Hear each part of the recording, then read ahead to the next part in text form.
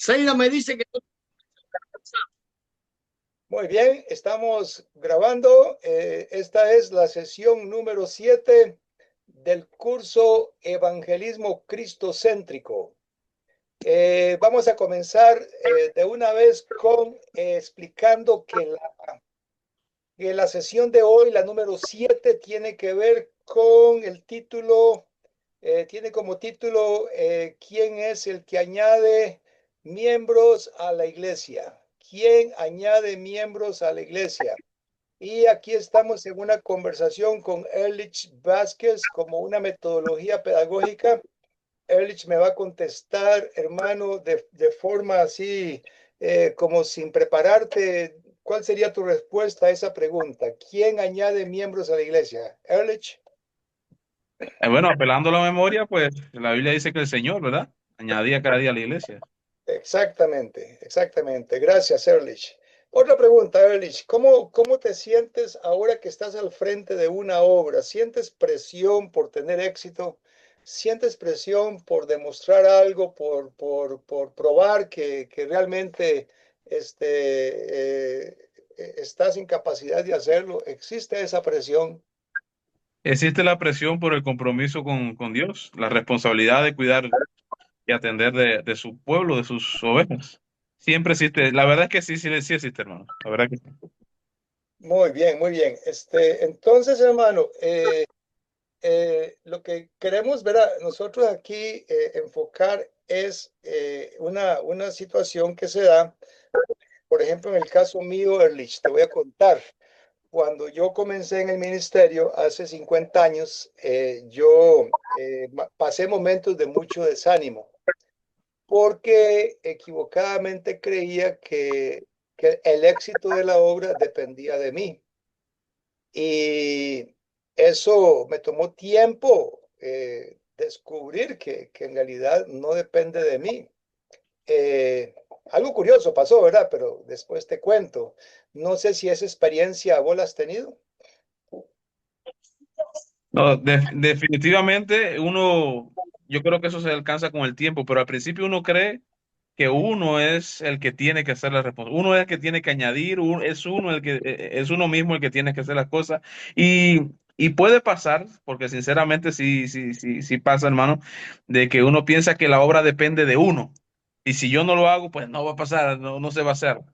Y si yo no hago esto así, pues no se va a poder hacer. Y en ocasiones sí, no le puedo negar que uno piensa que depende de uno. O sea, un poco como que nos olvidamos un poco de que todo esto es la voluntad de Dios.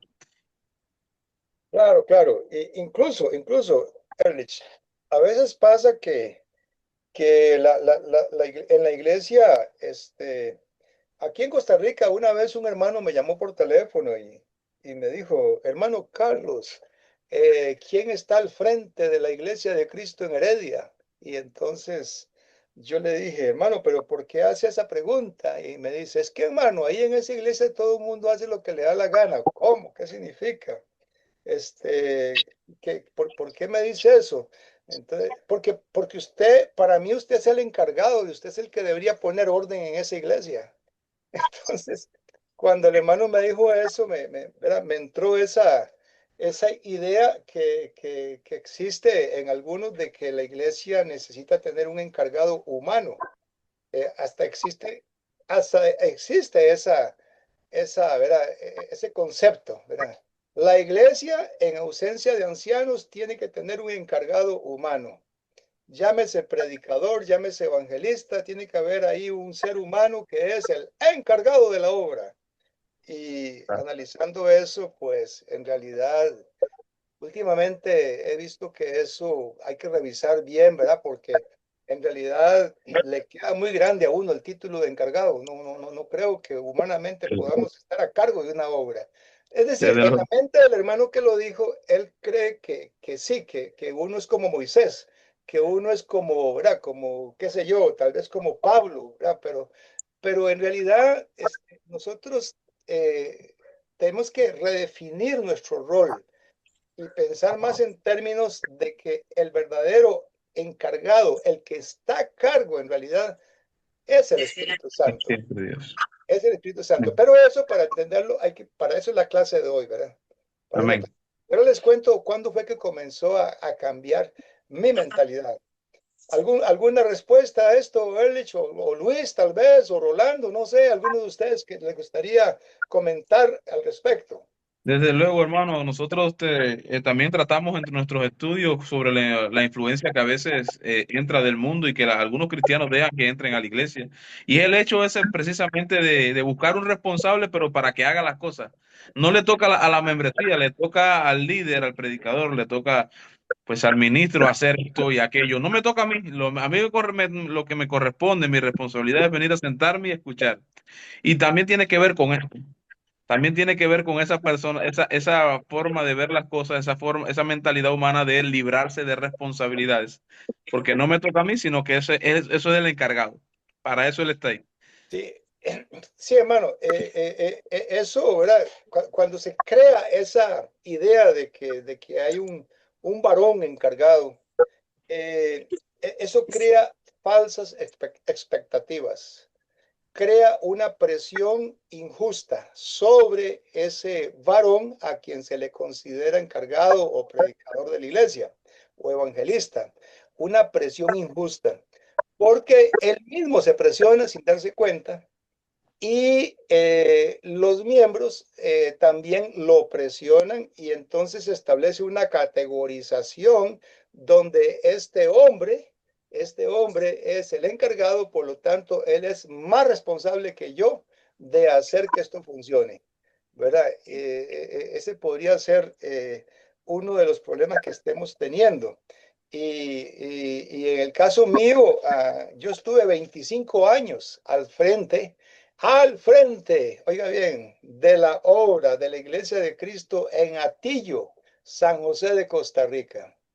Y cuando me vine para Heredia, en el año 2006, yo estaba trabajando con la Universidad Nacional como profesor aquí en Heredia. Y resulta que, bueno, yo me hice miembro de la iglesia en Heredia. Dejé de estar encargado. Y resulta que estando como profesor de la Universidad Nacional, una compañera de trabajo que era la secretaria de la facultad donde yo trabajaba, la Facultad de Ciencias Sociales, me preguntó, ¿cómo va la obra, don Carlos? ¿Cómo va la obra? Y yo, ¿verdad?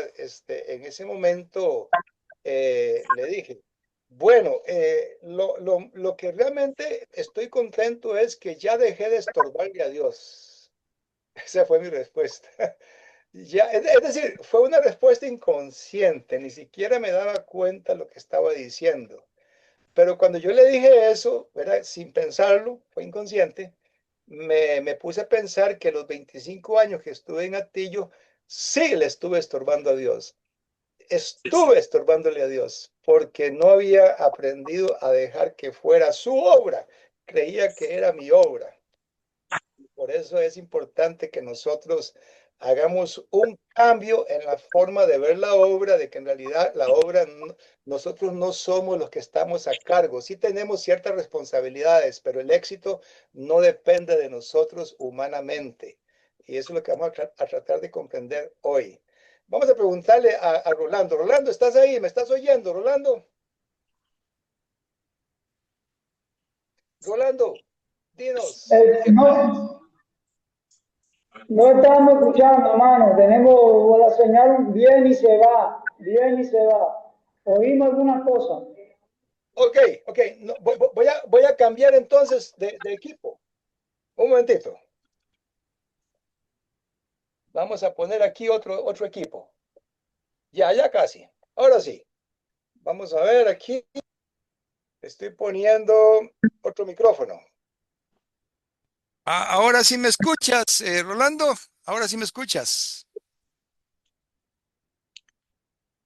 Carlos, Sí, oímos mejor, hermano. Ahora te oímos mejor. Perfecto. Ok, perfecto, perfecto. Muy bien. Yo te sigo oyendo, Rolando. Entonces, como no me estabas oyendo, tal vez no tenés comentario, ¿o sí? Sí, bueno, podríamos decir que realmente, con respecto a la obra del Espíritu Santo, una vez que El llamado fue hecho el mismo día de Pentecostés, de Hechos capítulo 2 por los apóstoles, y pasada la comisión a la iglesia, el objetivo de los evangelistas o los que predican el evangelio es anunciar el evangelio y es llevar la buena nueva de salvación a toda criatura, buscando Dios, escogiendo Dios a lo que realmente habían de adorar en espíritu y en verdad. Pero solo Dios es que añade a la iglesia. No es el evangelista ni es nadie, es Dios. Según Hechos 2:47, el Señor añadía cada día a la iglesia los que habían de ser salvos. Y es por eso que nosotros tenemos la misión de predicar y esperar en el Señor, porque no es que salimos a predicar para bautizar, por bautizar, no. Tenemos que hacer la obra, predicar el Evangelio de forma eficiente, correcta, y esperar que sea Dios quien haya escogido. Oh, gracias, Rolando. Muchas gracias. Si acaso en algún momento alguno de ustedes quiere hacer un comentario, solo levanta la mano y le damos la palabra. Muy bien. Ok, mi hermano, perfecto. Adelante, Luis. Mira, yo quería decirte, hermano, con respecto al tema que estás tratando, muy interesante. Cuando yo empecé la iglesia en el año 87, yo pensaba que era San Pablo. Y verdaderamente ese es el fuego del primer amor. Y entonces te decepcionas mucho porque mientras más trabajas, más confías en tu fuerza. Y hasta que tú no te des cuenta de que todo es obra del Espíritu y de Dios, tienes que poner un equipo de interceder por ti. Y entonces fue cuando empezamos allá en Canací. Ahí está Tomasita, está allí. Y que me lo va a decir, año 1987-88.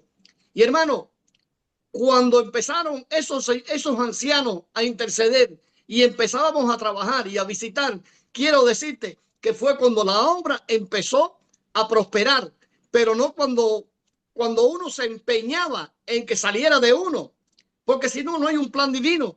Y ahora el plan divino, ¿cuál es? Aceptar la voluntad de Dios. Cuando nosotros aceptamos su voluntad, incluso hay veces que el Señor te saca de algún lugar.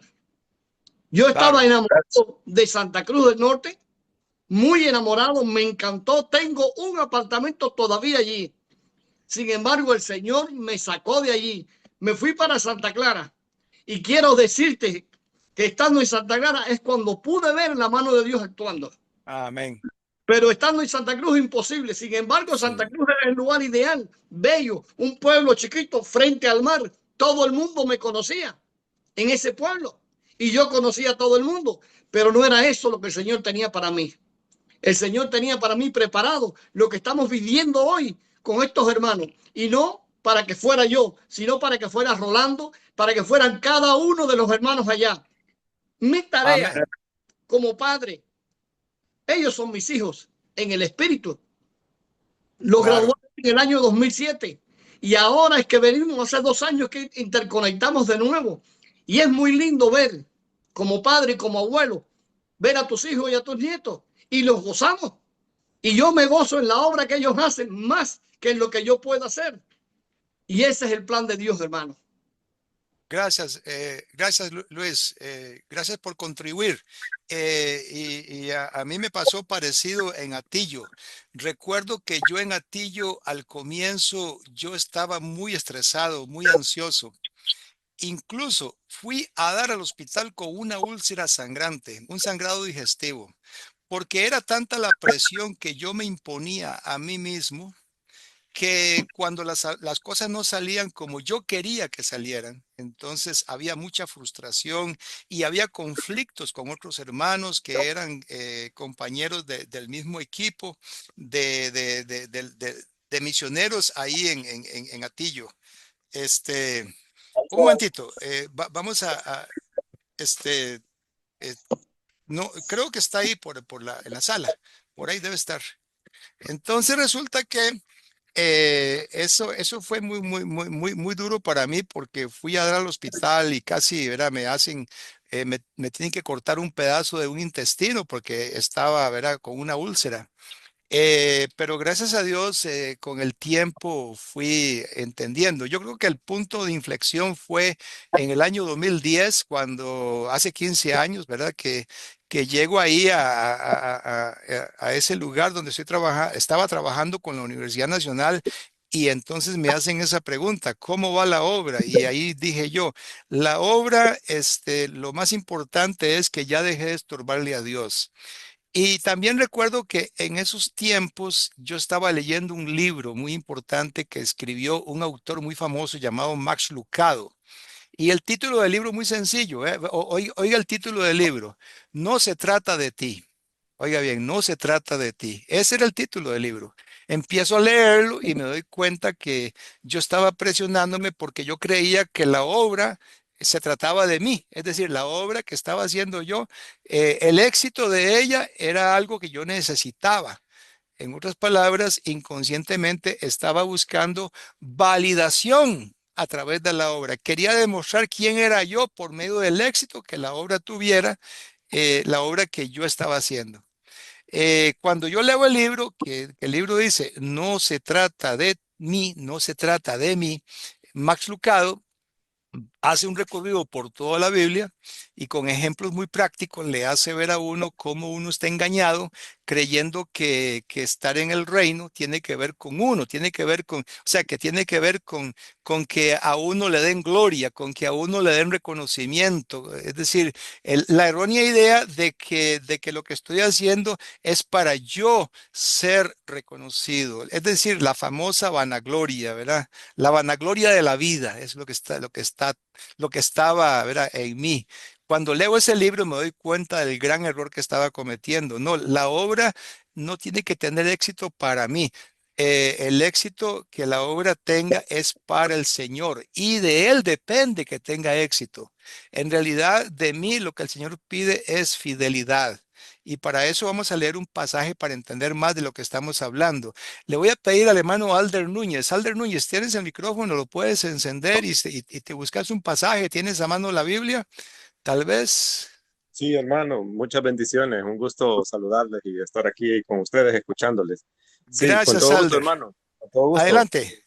Quiero que te Eh, leas 1 Corintios capítulo 3, versículo 1 hasta el 8. ok, primera de Corintios 3, 1 al 8. Correcto.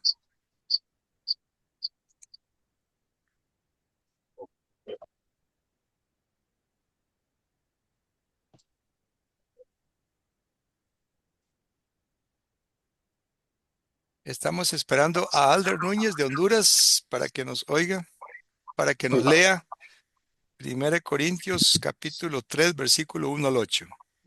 Sí, aquí lo tengo yo. Dice, dice lo siguiente.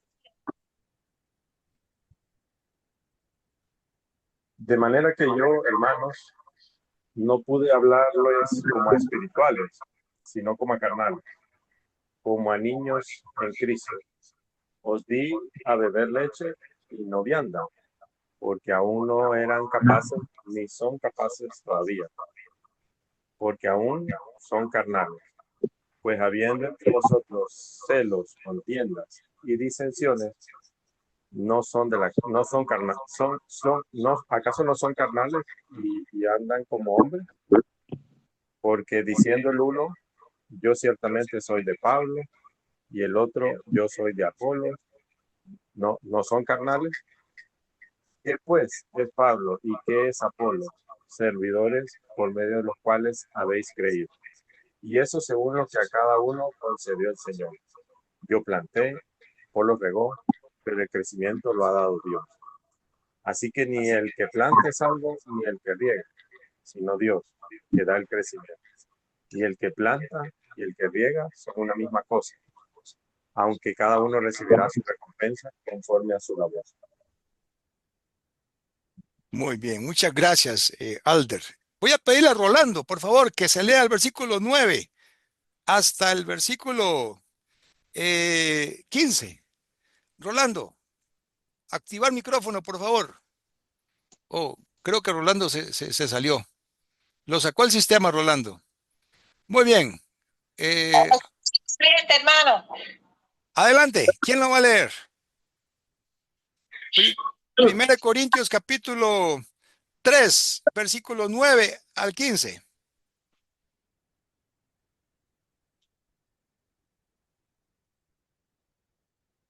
Adelante.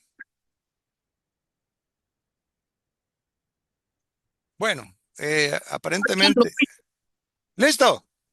Porque nosotros somos colaboradores de Dios y vosotros sois huerto de Dios, edificio de Dios, conforme a la gracia de Dios que me ha sido dada. Yo, como perito arquitecto, he puesto el fundamento y otro está edificando encima. Pero cada uno mire cómo edifica encima, porque nadie puede poner otro fundamento que el que está puesto, el cual es Jesucristo.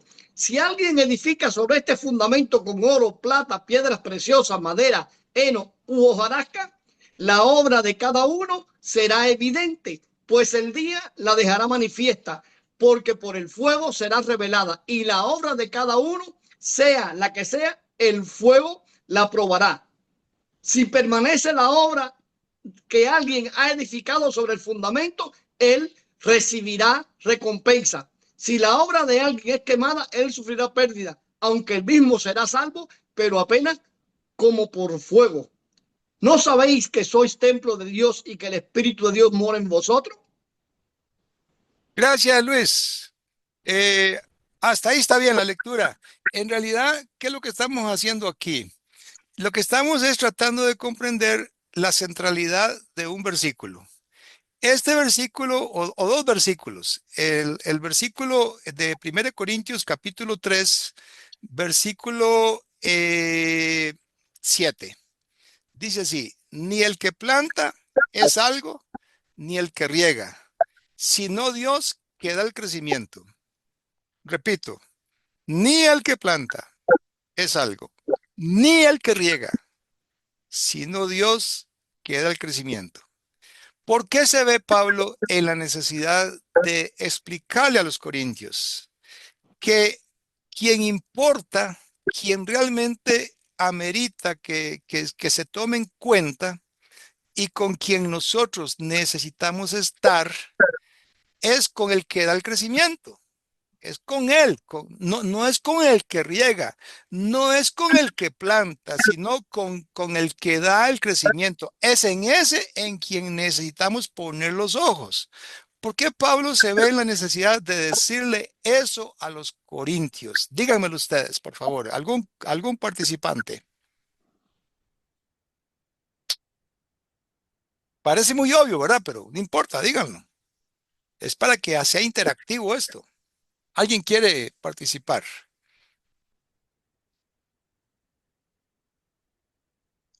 Carlito, ¿te puedo decir algo, hermano? Sí, dime. En el año 87, yo sufrí la transformación y el llamado del Señor. En Cuba habían 7 iglesias de Cristo. 7. Y no había nadie interesado en que la iglesia fuera más allá de su frontera. Solo el hermano Julio Alfonso. Julio Alfonso fue una persona prototipo San Pablo. Él se empeñaba y cada vez que él nos cogía a muchos de nosotros, y ahí está Mario Torres oyendo, él te ponía toda su vida sobre ti para que tú supieras, y nos dio a cada uno una misión. A mí me dio para que fuera a Canací, pero estando en Canací, el Señor tenía un plan mejor que el mío, porque la iglesia estaba muy pobre y los predicadores muy abandonados. Verdaderamente la iglesia estaba en un estado muy deprimente. Entonces vienen casualmente un grupo de americanos con 3 jamaicanos y vienen y empezaron a visitarnos. Yo fui allí como traductor de los hermanos, año 88. Y puedes creer que estando allí, yo me pego a los caribeños. Habían hermanos de Jamaica, de Bahamas y de San Vicente. Y estos hermanos me invitaron a que fuera a estudiar en Jamaica. Bueno, el milagro pasó. Como ingeniero yo pude dar el salto porque generalmente si el ministro de la industria básica no te daba el permiso, no podía salir del país. Y todo pasó. Y quiero decirte que tan pronto llegamos a Jamaica, Nivaldo González, un hermano que iba conmigo, llegó, hizo muy buenos lazos ahí en la embajada de Cuba. Y a partir de ese momento era un flujo grande de americanos porque la señora, la esposa del embajador, nos dio una especie de autoridad extraterrenal donde todo el que nosotros lleváramos allí cogía visa religiosa para entrar en Cuba. Ese fue el primer salto grande para la iglesia en Cuba. Y fíjate que de 7 salieron a 16 y a 19. Todo eso Es hecho por el Señor. Sí, hermano, pero es increíble cómo el Señor te utiliza. Porque yo me sentía comprimido. Oh, estoy en la escuela, soy un viejo, estoy estudiando, pero yo no sabía que el Señor nos estaba preparando para algo más grande. Y después, cuando nosotros regresamos a Cuba, iniciamos el instituto y la iglesia y dimos un salto de 19 a 120. Pero ahí coincidieron muchas cosas. Coincidió Julio Alfonso con el programa de Baxter. También coincidió el hermano Joe Romero con la escuela bíblica y nosotros. Quiero decirte que eran pinzas divinas hasta que Satanás pudo separarnos. Pero bueno, nos separó para un propósito como este, porque yo pensé que me habían desechado, pero me doy cuenta que no, que me pasó como a José y que tenía que decirle siempre, heme aquí, Señor, ¿qué tú quieres que yo haga? Exacto, y eso es como tú dices, hermano, para que no pensemos muy grandes de nosotros, para que pensemos que somos instrumentos en las manos del Señor. Amén. Gracias, Luis. Sí, y esto que estás diciendo, ¿verdad? Cuando sucede todo eso que cuentas acerca de que vienen personas con poder económico, vienen personas con estatus social elevado, eso es muy bueno siempre y cuando sepamos ponerlo en el lugar correcto, siempre y cuando no nos pase lo que le pasó a los corintios, porque Luis, no lo vas a negar, ¿verdad? Pero cuando sucede eso de que vemos grandes personajes con gran estatus, hermano, reconozcámoslo, se hace cierto glamour. Hay un glamour ahí, hay como una idea de que yo quiero ser parte de esa, ¿verdad? De esa élite. Sí, tienes razón, porque en Cuba tenemos una Junta Nacional Directiva que dirige todos los destinos de la Iglesia de Cristo en Cuba, hasta ahora, que estamos trabajando por la obra y por el Espíritu del Señor. Pero existe. Entonces, si nosotros como iglesia tenemos una junta directiva que dice quién puede y quién no puede, ¿qué estamos haciendo? Una denominación más. Exacto, exacto, sí. Así está la iglesia, pero parece que el Señor los ha doblegado tanto que yo no veo cómo decirle. Ahí está Ehrlich, que sabe que no le miento. Y yo veo que todo es un programa en las manos de Dios cuando tú te rindes. Amén. Amén. Cuando tú sabes que tú eres así como una pulga, como un piojo, sí, es cuando el Señor te utiliza. Vea, en el caso de los corintios está claro que Pablo dice eso porque había un problema local, ¿verdad? Otra vez, ¿qué fue lo que dijo Pablo? Dice, yo planté, Apolo regó, pero el crecimiento lo ha dado Dios. Ni el que planta es algo, ni el que riega, sino Dios que da el crecimiento. Pablo escribe esas palabras a una iglesia que tenía problemas de glamour. Había glamour, había estatus social. Y los corintios habían cometido el error de formar facciones, de dividirse. Unos estaban con Pedro, otros estaban con Apolos, otros estaban con Pablo. Y esta situación era porque ellos estaban buscando el glamour de estar relacionados con un personaje de elevado estatus en la mente de ellos, porque en la mente del Señor todos somos iguales, Él no hace acepción de personas. Puedo contarles una experiencia parecida que tuve en Gainesville, Florida, porque cuando yo fui bautizado en el año 1976 en la ciudad de Gainesville, Florida, yo fui bautizado para formar parte de una iglesia que tenía 1,500 miembros, de los cuales 800 éramos estudiantes y había ahí un predicador muy elocuente llamado Chuck Lucas y había un maestro de escuela dominical de los jóvenes llamado Sammy Lane. Y resulta que nosotros endiosábamos a estos hombres. Para nosotros estar cerca de ellos era algo que nos daba, ¿me entiende? Un estatus Valor. para que las chicas se fijaran en nosotros. Entonces había una división parecida. O sea, no estábamos entendiendo lo que dice Pablo. Ni Chuck Lucas es el que riega, ni Sammy Lane el que siembra son algo, sino Dios que da el crecimiento. Y para nosotros los ancianos, había ancianos y nosotros no nos fijábamos en ellos, en los ancianos, nos fijábamos en aquellos que tenían la elocuencia, en aquellos que tenían el glamour, en los que tenían el estatus en la mente torcida nuestra. ¿Ve? Porque los seres humanos, eso es lo que queremos estatus, queremos glamour, el ego clama por eso. Adelante, Luis. No, hermano, es exactamente así. El ser humano se deslumbra ante esa persona. Yo recuerdo a Julio Alfonso. Julio Alfonso era un hombre lindo. Y disculpen la palabra, pero es así, era un tipo alto, de ojos claros. Con carisma y magnetismo. No, de todo. Pero tenía una cosa mucho más grande que todo eso, un corazón para el Señor. Y cuando Él venía, verdaderamente, uno se rendía y verdaderamente yo en un principio traté de ser como Él, hasta la forma que caminaba como Él. Es normal, hasta que me doy cuenta que tengo que ser como ¿quién? Como Pablo, ser imitadores de mí, así yo voy imitando a Cristo. Pero bueno, Claro. tenemos una etapa infantil en el crecimiento y quiero decirte, hermano, que sí, que es así. Todos pasamos por esa etapa donde seguimos al líder, pero de una forma casi idolátrica.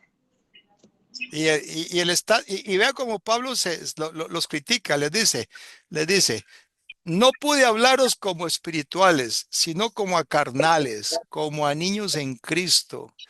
Os di a beber leche y no vianda, porque aún no erais capaces, ni sois capaces todavía, porque aún sois carnales, pues habiendo entre vosotros celos, contiendas y disensiones, no son carnales y andáis como hombres, porque diciendo el uno, yo ciertamente soy de Pablo, y el otro, yo soy de Apolos, no sois carnales. Ese es el fenómeno que se estaba dando. Para unos, Apolos tenía carisma, magnetismo. Había unos enamorados de Apolos y otros estaban enamorados de Pablo. Y por eso esto que estamos leyendo aquí tiene que ver con eso. ¿Quién es el que añade miembros? No es Pablo el que añade miembros, no es Apolos. ¿Quién da el crecimiento? Es el Señor. Por eso es importante que nosotros de algún modo, en esta lección que estamos dando hoy, nos ubiquemos correctamente en el lugar que nos corresponde y entendamos de qué se trata. Se trata de que nosotros simplemente seamos sembradores, que seamos regadores de la obra, pero no estorbemos el crecimiento. No dejemos que nuestro ego, no dejemos que nuestro orgullo, nuestra vanidad se infle y le estorbe al Señor e impida que el Señor haga la obra. Vamos a seguir leyendo porque vean ustedes que el versículo 10, bueno, antes de leer el 10, leamos el 9. Dice, porque nosotros somos colaboradores de Dios y vosotros sois labranza de Dios, edificio de Dios. De manera que la iglesia en Corinto, en realidad, a quien pertenecía era a Dios, no era a Pablo ni era a Apolos. Eh, y Pablo se declara junto con Apolos como colaboradores de Dios. Luego, muy importante lo que dice el versículo 10. Dice, mire cada uno cómo sobreedifica, porque nadie puede poner otro fundamento que el que está puesto. A ver, vamos a leer otra vez el 10. Conforme a la gracia de Dios que me ha sido dada. Vea cómo comienza Pablo. Conforme a la gracia. Es decir, Pablo califica con esa frase lo que él va a decir ahorita. Él no dice, yo puse el fundamento. No, no. Primero tiene que decir conforme a la gracia de Dios. Sí, yo lo puse, pero no voy a decirlo así de un solo. Primero voy a aclarar que fue por la gracia de Dios que se me dio a mí que yo como perito arquitecto ponga el fundamento. El fundamento lo pone Pablo como apóstol. Luego dice, y otro edifica encima. Pero cada uno mire cómo sobre edifica, porque nadie puede poner otro fundamento que el que está puesto, el cual es Jesucristo. Si sobre este fundamento alguno edificare oro, plata, piedras preciosas, madera, heno, hojarasca, la obra de cada uno se hará manifiesta porque el día la declarará, pues por el fuego será revelada y la obra de cada uno, cual sea, el fuego la probará. Voy a terminar de leer. Dice, si permaneciere la obra de alguno que sobreedificó, recibirá recompensa. Si la obra de alguno se quemare, él sufrirá pérdida, si bien él mismo será salvo, aunque así como por fuego. Este pasaje puede confundirnos, porque si usted se pone a pensar, ¿verdad? Se pone a analizar bien qué es lo que está diciendo Pablo, le está diciendo a los corintios, vea Corintios, el fundamento ya está puesto, el fundamento no se puede cambiar, no se puede mejorar. El fundamento es Cristo, ese fundamento ya está puesto. Ahora, hay una parte que sí nos toca a nosotros, es la parte que va encima del fundamento. Y ahí es donde entonces entran estas metáforas. Dice que si alguno, sobre ese fundamento, si alguno edifica y da dos categorías, está la categoría oro, plata y piedras preciosas, que son materiales de suprema y premium calidad, y está la categoría de la madera, el heno y la hojarasca, que son materiales de calidad baja, ¿verdad? De muy pobre calidad. Entonces la pregunta que nos hacemos es esta: ¿de qué está hablando Pablo? Metáfora de qué es el oro y la plata y las piedras preciosas. Metáfora de qué es la madera y el heno y la hojarasca. ¿Qué representan esas dos categorías? Ahí es donde me gustaría que si ustedes me pueden ayudar. Por supuesto, Luis, que está abierto el micrófono para ti también. ¿Cuál puede ser la respuesta? Hermano, para mí representa valor y estatus, como decía usted. Y es exactamente cuando nos ponemos a adorar a los hombres, los hacemos ídolos. Y tenemos que hacer algo, como yo tuve que irme de Santa Cruz para Santa Clara porque me di cuenta de que yo no podía seguir un ídolo humano. Tenía que seguir un ídolo. Mi ídolo era San Pablo, ser como San Pablo. Y quiero decirte que teniendo todas las comodidades del mundo y Santa Cruz del Norte, me fui para Santa Clara a pasar trabajo. Y pasé mucho trabajo para construir mi casa, pero al final lo logré. Y al final logré establecerme. Entonces, es lo que usted dice. El fundamento que podemos poner no puede ser humano. La prédica que podemos hacer, no importa si la hacemos con estas palabras o con la otra. Yo recuerdo, y ahora que me viene a la mente, hay un lugar allá en las montañas de Oriente que no se puede entrar al pueblo caminando ni por carretera, solamente por unas montañas muy empinadas y solamente por mulos. O sea, hay un área de mulos que es una cadena de mulos que van con ojera. Y me acuerdo que yo voy a ver a uno de mis alumnos en ese entonces. Y cuando llego allá le digo, bueno, quiero probarte, a ver qué me vas a hacer. Y llegamos, había un lugar como 5 o 6 hombres que estaban bebiendo y jugando dominó. Yo dije, pero pienso yo, este no es el lugar adecuado. Porque llegar a un lugar donde están bebiendo alcohol y jugando dominó no es ni el momento ni el lugar. Pero este hermano me enseñó algo, que a pesar de su timidez y su origen campesino, tenía el brillo del Espíritu Santo. Llegamos allí, saludó a todo el mundo, ese pueblo, todo el mundo se conoce, y dice, quiero hacer una pregunta a ustedes. Si llegara aquí un arria de mulo con barras de oro, ¿qué harían ustedes? Y dicen los borrachos, ¿qué vamos a hacer? Vamos a agarrar las barras de oro. Dice, bueno, hermano, yo soy el mulo y este mensaje que traigo son las barras de oro. ¿Quién lo acepta? Amén, amén. Ahí está, hermano. Todos ellos cayeron a los pies y soy miembro, son miembros de la iglesia, aquellos borrachitos. Y es increíble, hermano, cuando nos sometemos, como tú dices, y no podemos poner otro fundamento que no sea el de Jesús. Adelante, Carlito. Sí, sí, Luis, gracias por tu aporte porque aclara perfectamente la metáfora. Hermano, Perdón, ¿quién va a participar? soy yo, Ehrlich. Adelante, Erlich. Hermano, claro, esta metáfora es importante y el valor de las cosas que se mencionan ahí, que se presentan, es que si edificamos sobre el fundamento correcto, vamos a ser de gran valor para Dios. Vamos a ser estimados por Dios. En cambio, de lo contrario, no seríamos estimados por Él. Exactamente, hermano. En realidad es un tema bien delicado, ¿verdad? Porque podemos confundirnos con la empresa, ¿verdad? En la empresa existe el concepto añadir valor, ¿correcto? Por ejemplo, en estos días yo estoy haciendo pan.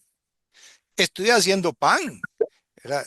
Todavía no lo vendo, pero estoy en etapa de investigación y desarrollo. Y resulta que, bueno, al analizarlo, lo que estoy haciendo es cogiendo un material llamado harina y un poquito de sal, y al convertirlo en pan, entonces yo le añado valor con mi trabajo, amasándolo con agua, fermentándolo para que se haga la masa madre, lo pongo en el horno y después sale un bollo de pan riquísimo de masa madre, con un sabor increíble, con una calidad superior. ¿Qué fue lo que hice? Añadirle valor a un material llamado harina y ahora tengo este producto que es el pan, el cual podría perfectamente vender por $10 el bollo y pagué si acaso $1 por la harina que se necesita para hacer ese pan. Entonces, añadí valor, ¿verdad? Eso en negocios es un concepto muy importante. Valor añadido, es lo que hace todo empresario. Coger materiales que tienen un valor y convertirlos en un producto que tiene un valor superior al que tenía cuando era material crudo. Entonces, cuando el apóstol Pablo dice que si sobre este fundamento, cuando dice, mire cada uno cómo sobreedifica, mire, o sea, vigile. En otras palabras, caiga en la cuenta que lo que tiene que hacer usted es añadirle valor a ese fundamento que ya está puesto. Es lo que tienes que hacer, añadirle valor con Amén, tu hermano. trabajo. Y ese valor se lo añades, tienes dos caminos. Uno es usando materiales como el oro y la plata y las piedras preciosas, o materiales como el madero y el heno y la hojarasca. Y hay empresarios que hacen eso, ¿verdad? Pero la observación de Luis es muy importante. Luis dijo, el oro y la plata y las piedras preciosas representan la palabra de Dios. Es la escritura. Ese es lo que le añade valor a lo que estamos produciendo nosotros, la palabra de Dios. Por eso nuestras prédicas deben ser basadas en la palabra, en la escritura, en lo que el Espíritu Santo ya reveló. Nuestras prédicas deberían ser expositivas para que sea Dios el que se glorifique y no nuestra elocuencia. El heno, la madera y la hojarasca es lo que el ser humano erróneamente cree que él es el que va a hacer que eso funcione. pero es la vanidad del ser humano, su método, su estrategia, su inteligencia humana, su propia prudencia. Ve cosas que dice la palabra que no son cosas de las cuales deberíamos apoyarnos. No te apoyes en tu propia prudencia. Dice, fíjate de Jehová de todo tu corazón, no seas sabio en tu propia opinión. Eso es heno, madera y hojarasca. Es importante que leamos ese pasaje porque nos ayuda mucho. Gracias, Luis. Despertaste aquí, ¿verdad? En mí esa idea a qué se refiere con ese, ¿verdad? Con esa expresión de oro, plata y piedras preciosas.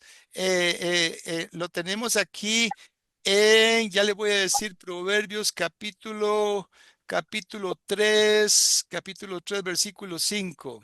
Dice, fíate de Jehová de todo tu corazón y no te apoyes en tu propia prudencia. Reconócelo en todos tus caminos y él enderezará tus veredas. No seas sabio en tu propia opinión. Teme a Jehová y apártate del mal. Estoy usando estos 3 versículos de Proverbios capítulo 3 para ver el contraste entre heno, madera y hojarasca, que es baja calidad, y oro, plata y piedras preciosas, que es calidad premium. Y aquí dice que es de Jehová de quien debemos fiarnos. Dice, fíate de Jehová de todo tu corazón. Eso es premium. O sea, es el Señor en quien estamos confiando, no en nosotros mismos, es en el poder de Dios en el que estamos confiando. Nosotros no tenemos poder, el poder viene de Dios. Y luego cuando dice, no te apoyes en tu propia prudencia es heno, madera y hojarasca, eso no sirve, eso no funciona. Y luego dice, reconócelo en todos tus caminos. Eso es oro, plata, piedras preciosas, y él enderezará tus veredas. Eso es eso es oro, plata y piedras preciosas. Luego dice, no seas sabio en tu propia opinión. Ve, eso es heno, madera y hojarasca, eso es baja calidad. Tu propia opinión no sirve. No es tu propia opinión la que va a hacer la obra. Y luego dice, teme a Jehová y apártate del mal, porque medicina a tu cuerpo. Eso es oro, plata y piedras preciosas. Por eso es muy importante que nosotros entendamos que es el Señor que añade miembros, pero cuando usamos los materiales correctos, los materiales que Él quiere que usemos y no los que nosotros humanamente aportamos, nuestra astucia, nuestra estrategia, nuestro método humano no sirve. Eso, cuando ya pasa el tiempo, se ve que la obra no sirvió porque no estuvimos usando la escritura, no estuvimos usando la palabra, no dejamos que fuera el Espíritu el que hablara. Así que, ¿verdad? A estas alturas de la clase, cuando ya se va a cumplir 1 hora, podemos hacer un pequeño receso, pero antes del receso, algún comentario de alguien que quisiera aportar más.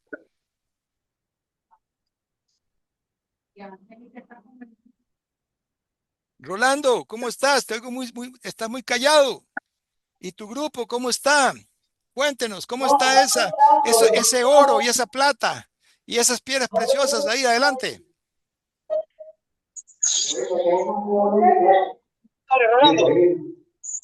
No, lo que estamos escuchando, lo que pasa es que no tenemos la corriente. Ok. Está un poco deficiente.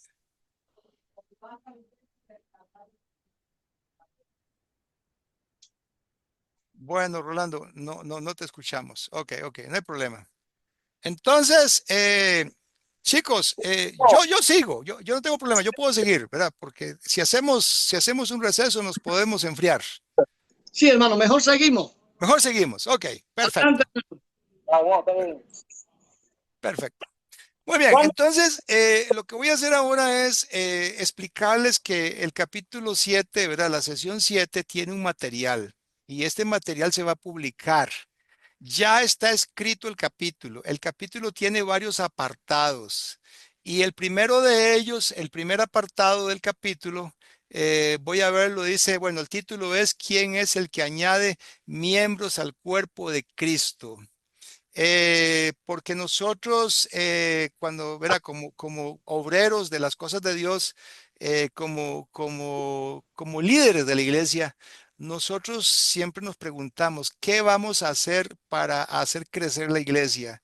Es decir, el solo hecho de que hacemos la pregunta ya en sí implica un problema, ¿ve? Porque estamos creyendo que nosotros somos los que tenemos que emplear métodos para que la iglesia crezca, como si dependiera de nosotros, como si dependiera de nuestra capacidad humana, como si dependiera de nuestra inventiva, de los métodos, ¿verdad? Y de la innovación que nosotros podemos inyectarle a las cosas que hacemos como miembros del cuerpo de Cristo, la iglesia. Entonces, ese enfoque revela que para nosotros, entonces, la iglesia pareciera que es un proyecto que depende de los hombres y un proyecto que se impulsa con buena voluntad, con creatividad y que hay que tener un esfuerzo organizativo, ¿verdad? Entonces, cuando estamos en ese clima, el crecimiento se empieza a medir por números, asistencia, programas, expansión visible. Es decir, son cosas que normalmente hacemos, pero son cosas que revelan que estamos tratando como si estamos dando a entender que el crecimiento de la iglesia depende de que nosotros hagamos bien las cosas. Pero cuando yo digo hagamos bien las cosas, me refiero empresarialmente, ¿ve? Le inyectamos principios empresariales a la obra de Dios y la obra de Dios no necesita principios empresariales. A ver si me explico, ¿verdad? A ver si me explico. El otro día que yo venía con un hermano que lo traía a mi casa a almorzar conmigo, un predicador de otro país, después de haber estado juntos, reunidos el domingo por la mañana, allá en Heredia, me dice el hermano Carlos, cuénteme, ¿y cuáles son las metas que tiene usted de crecimiento para la iglesia en Heredia? Vea, cuando el hermano me hizo esa pregunta, yo en realidad me quedé muy extrañado. Yo no tenía una respuesta para esa pregunta. ¿Cuáles son las metas, hermano Carlos, que tiene usted? O sea, la pregunta me dejó a mí muy extrañado porque no tenía respuesta. Más bien lo que hice fue como decirle, pero hermano, ¿de qué está hablando usted? O sea, ¿espera Dios que yo ponga metas de crecimiento para la iglesia? El solo hecho de que el hermano me hiciera esa pregunta me revela a mí que según él, el crecimiento se da si yo pongo metas, si yo pongo metas. ¿Lo están viendo? ¿Ven el error de esa forma de pensar? Entonces, estoy usando una lógica empresarial. Estamos hablando entonces de crear unas condiciones para que la iglesia cumpla las metas de crecimiento. Entonces ya se nos meten conceptos empresariales como por ejemplo el concepto posicionamiento, el concepto segmentación de mercado, el concepto marca iglesia, el concepto experiencia del usuario, el concepto retención de clientes. Son conceptos empresariales, ¿verdad? No es que sea malo que nosotros usemos ese discurso, pero inconscientemente podríamos estar cayendo en el error de creer que, que depende de que nosotros seamos buenos, ¿me entiende? Buenos buenos mercadólogos. Y ese es el error en el cual cayeron muchas de las denominaciones. Vea, alrededor de la Iglesia de Cristo en Heredia hay un montón de iglesias que tienen su segmento de mercado ya hecho. ¿Y por qué les llegan miembros a ellos? Porque ellos adivinan las cosas que le gustan a la gente.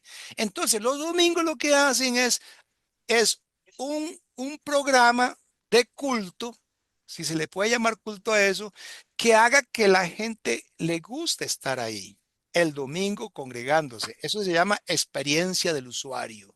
Es decir, crear un culto con ciertos atractivos, con ciertos elementos que haga que la gente le guste estar ahí el domingo reunidos. Y encima de eso, durante la semana, un montón de actividades que hagan que los miembros se sientan que esta iglesia sí les está llenando sus exigencias como consumidores de un producto. Ve el error que está pasando. Estamos convirtiendo la iglesia en una empresa. Si hacemos lo que ellos están haciendo, ¿verdad? Si caemos en la trampa de creer que las cosas que hacemos el domingo en la mañana o durante la semana tienen que ser cosas que le gusten a la gente para que la gente quiera hacerse miembro. En ese caso ya no sería el Señor quien añade miembros, sino que seríamos nosotros con nuestra astucia, con nuestra estrategia, con nuestro método. No sé si hay algún comentario aquí. Aquí Pablo, es. Adelante. hay una parte en el libro de los Hechos donde Pablo dice que él se reunió en la escuela de uno llamado Tirano.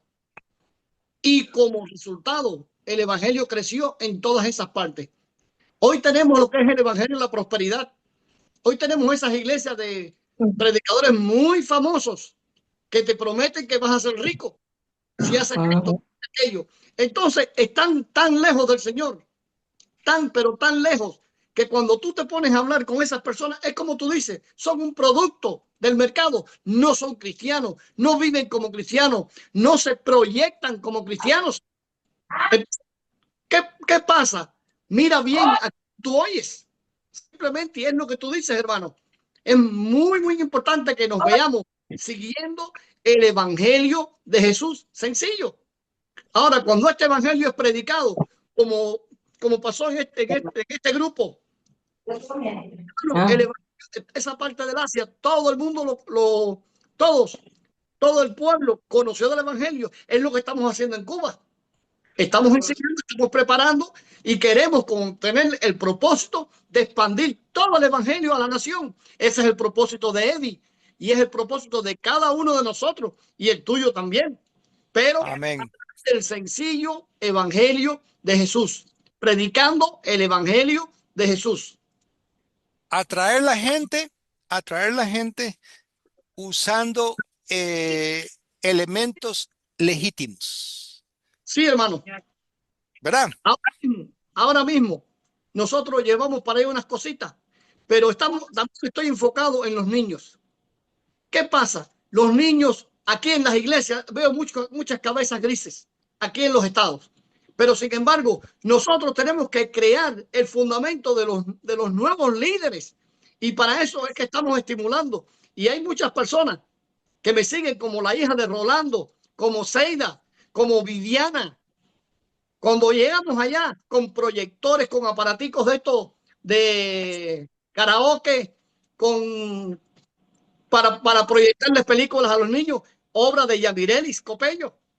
Y más que eso, ahora les estoy llevando unos teddy bears, ositos de peluche. Y esas niñas se quedan arrebatadas, hermano. ¿Por qué? Porque es como si vieran que en las manos del Señor tienen algo más. Y tú ves como esas niñas abrazan esos ositos de peluche. Y es un regalo que el Señor les manda por medio de nosotros. Y me da tanta alegría ver esas niñas, las muchachitas que vienen y abrazan a ese osito y los juguetes y papalotes que les llevo para allá, para los niños. Y los niños se excitan. Y Viviana, tengo loca a Viviana y a Zeida, las tengo locas porque los niños, ya desde que uno va llegando, se te acercan. Porque estamos criando el futuro de la iglesia. Y eso nos toca a nosotros, pero con el evangelio, usando estrategias humanas, pero no de ese tipo de desviación, sino utilizando un corazón bondadoso como el corazón del Señor Jesús. Gracias, Luis. Sí, elementos legítimos, ¿verdad? Adelante, Alder. Sí, mi consulta, hermano, es sobre lo que usted comentaba de utilizar principios empresariales en el caso de la iglesia. Más que todo para estar claro, hermano, porque, por ejemplo, en mi experiencia, hermano, sí he visto que se está utilizando en diferentes iglesias de Cristo ciertos principios empresariales. Por darle un ejemplo puntual. Disculpen que estaba enfocando mal la cámara. Ahora sí. Por darle un ejemplo, hermano Carlos, en varias iglesias que conozco, de Cristo, claro, He escuchado, por ejemplo, que se implementa o se ha decidido entre la membresía poder redactar una misión y una visión, que eso, en mi opinión, es un principio empresarial. Entonces, en ese sentido, ¿usted piensa que no es correcto que una iglesia, digamos, utilice esos principios o usted se enfocaba más a que no dependamos de esos principios, sino digamos, de principios más que todo espirituales, o para entender mejor la idea? Sí, Esa es la pregunta. Alder, sí, en realidad, verá, yo veo que eso lo usan mucho iglesias en Estados Unidos también. Cuando uno va al sitio web de Iglesias de Cristo en Estados Unidos, no falla, ¿verdad? Ahí va a encontrar uno visión y misión. Yo, ¿verdad? Digo, no es que sea un error usarlo. No.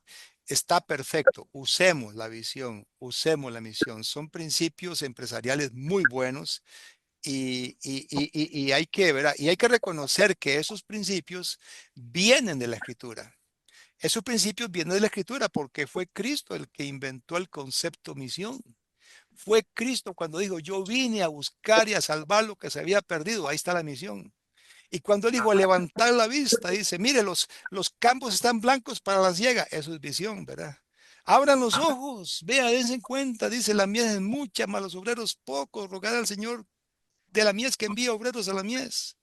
Y que él vio las multitudes, las vio, dice, desamparadas y dispersas como ovejas que no tenían pastor. Tuvo compasión de ellas. Eso es visión. Ve, si la visión de las iglesias se redacta en esos términos, perfecto, perfecto. Así debe ser la visión de una iglesia. Y si se redacta la misión en términos bíblicos, perfecto, úsense términos bíblicos para que no sea nuestra, ¿verdad? Nuestra idea de crecimiento, sino que sea la visión que tiene Cristo de lo que debe suceder en ese pueblo al cual Él nos está enviando, en esa ciudad. ¿Verdad? No estoy satanizando los métodos, simplemente lo que estamos diciendo ahí es que usemos oro, usemos plata, usemos piedras preciosas. En otras palabras, usemos los elementos legítimos que Dios quiere que usemos, que tienen que ver con el uso de su palabra y que no confiemos en nuestra propia astucia para hacer las cosas. Sí, hermano, Está ¿verdad? muy bien. Perfecto, perfecto, ¿verdad?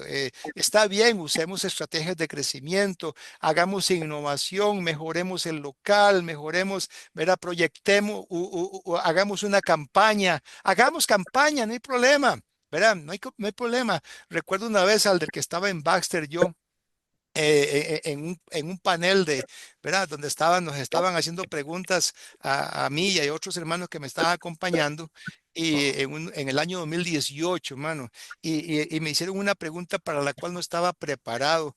Me dijeron, hermano, ¿usted está de acuerdo con las campañas? Y yo dije, hermano, les dije, no.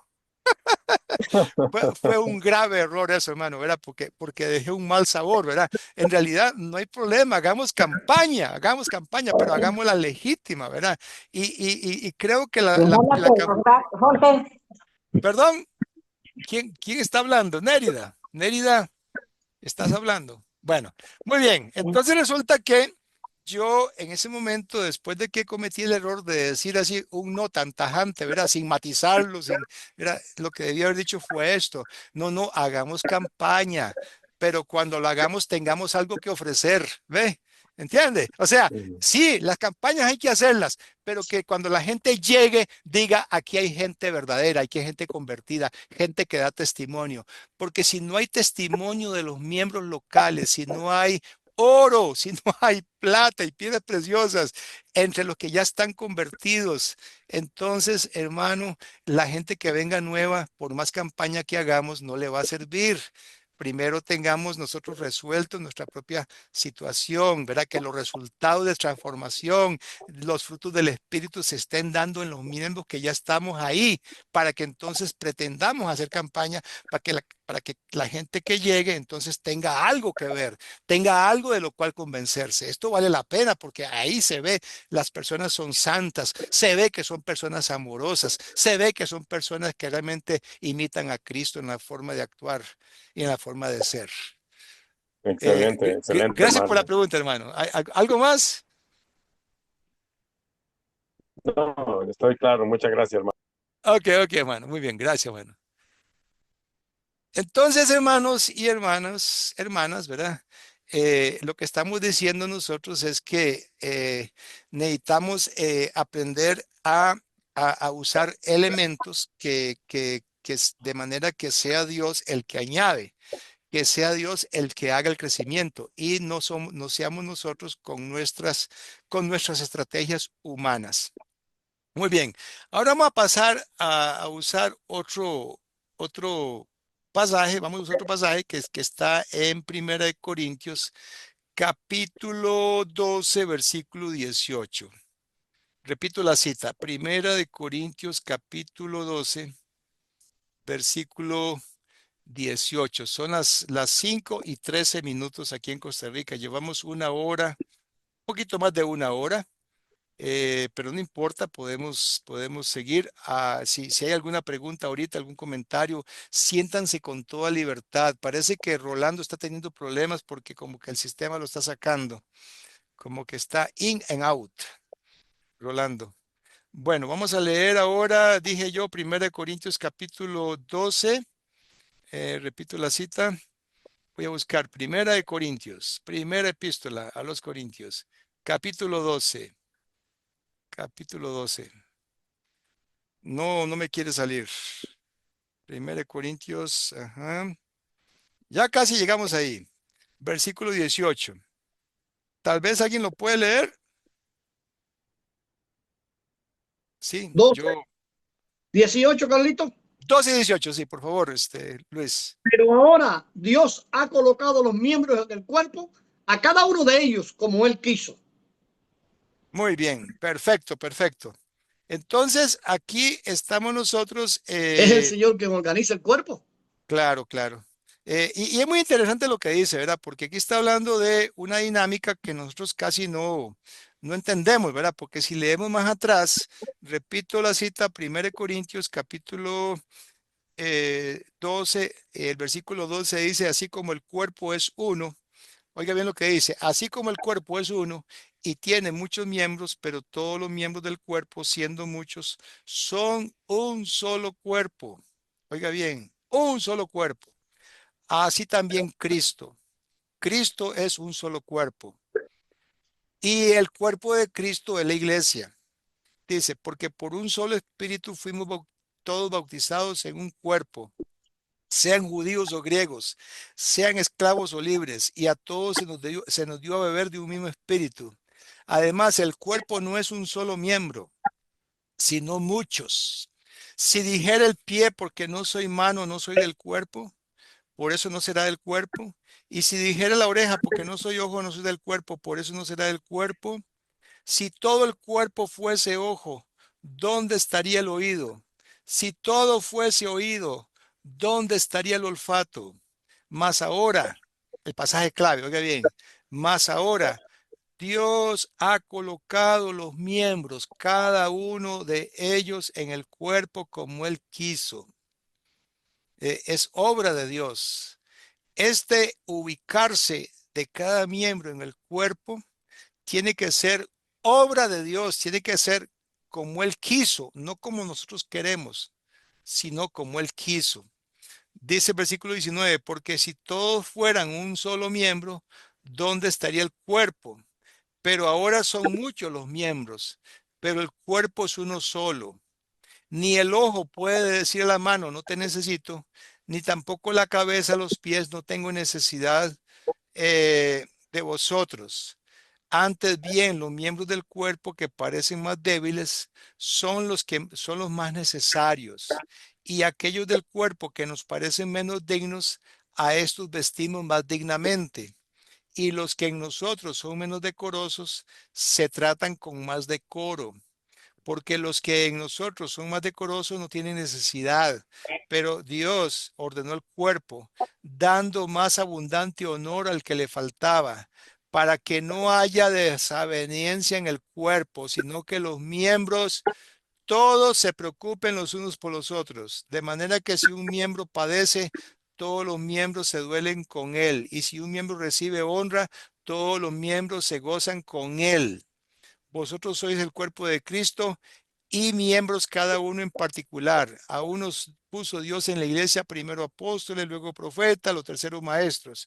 Bueno, vamos a dejar la lectura hasta allí, pero básicamente lo que está diciendo es que es esencial, es básico que para poder nosotros ver a Dios actuando, que nosotros nos convirtamos en miembros que realmente estamos unidos con los demás miembros de una forma que les sirva a ellos y de una forma que me sirva a mí, una interconexión, el apóstol Pablo en Efesios capítulo 4, versículo 16 le llama miembros concertados y unidos entre sí por las coyunturas que se ayudan mutuamente. ¿Qué es lo que está haciendo Pablo aquí? Está diciendo que nosotros valoremos la individualidad específica de cada miembro. Eso es lo que está diciendo. Valoremos la individualidad específica de cada miembro, porque no todos tenemos la misma función, pero la función de cada uno es necesaria. No podemos menospreciar la función de uno que es pie. No podemos darle más importancia a la función de uno que es mano. Porque es mano, entonces le vamos a dar más importancia. A este porque es ojo, le vamos a dar más importancia. No, no, no. Todos son complementarios los unos con los otros. Todos tenemos necesidad de todos. En otras palabras, solo uno tiene estatus, la cabeza. El único miembro del cuerpo que no es miembro en realidad, porque es la cabeza, es Cristo. De ahí todos los demás miembros tienen que verse con el mismo estatus porque todos son necesarios. Esa es la idea. Pero, pero tenemos diferentes funciones, tenemos diferentes dones, tenemos diferentes aportes que hacer. Y eso es algo que nosotros necesitamos reconocer. Una persona en la iglesia no debe haber estatus, no debe haber estratos jerárquicos. Las iglesias no necesitan estrato jerárquico. Los que son ancianos, los que son maestros, los que son evangelistas, los que son diáconos, lo que tienen no es un nivel jerárquico, lo que tienen es una función, eso es lo que tienen. Un pastor es pastor porque pastorea, no porque se le dio una etiqueta que, ¿verdad? que él usa para sentirse que está en una plataforma. Estoy parado en la plataforma de pastor. No, Señor, bájese de esa plataforma, porque el Señor no te está dando plataforma de pastor, te está dando función de pastor. Eso es lo que necesitamos ver. Y es lo que está diciendo Pablo aquí. El Señor puso a cada uno como Él quiso. No es como yo quiero, es como el Señor quiere que yo funcione. Ese es el secreto de entender cómo funciona una iglesia guiada por el Espíritu Santo. Es cuando muere la vanagloria, cuando muere la expectativa de resultados que tienen las personas que se creen que sí tienen plataforma, las personas que sí creen que tienen voz, las que sí creen que tienen poder. Esas personas necesitan entender que no, que el poder solo lo tiene Cristo. Nosotros solamente somos miembros de un cuerpo con una función simplemente. Entonces, privilegiar las funciones, privilegiar los dones, no el estatus de X o Y miembro. Eso es muy importante. No sé si hay comentario aquí a esas alturas. ¿Está quedando claro o estamos confundiendo? Comentarios, por favor. Esto es interactivo. Ehrlich, ¿qué opinas?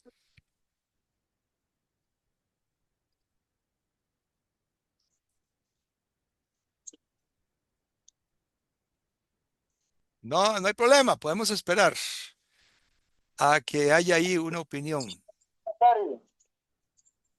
Sí, mire, con respecto al cuerpo, es claro ahí el apóstol cuando dice estas cosas, porque un cuerpo que tenga los miembros fragmentados es un cuerpo muerto.